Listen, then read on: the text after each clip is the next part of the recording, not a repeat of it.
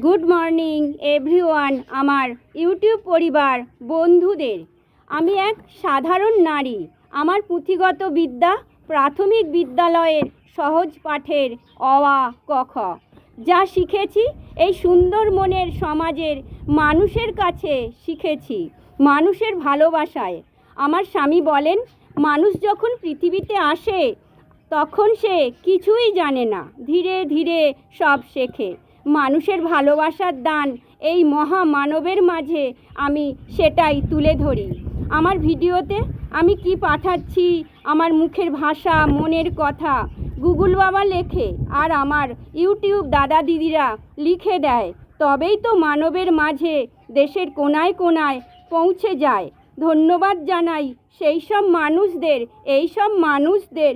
কাকিমা নমিতা ব্যানার্জি, নমস্কার।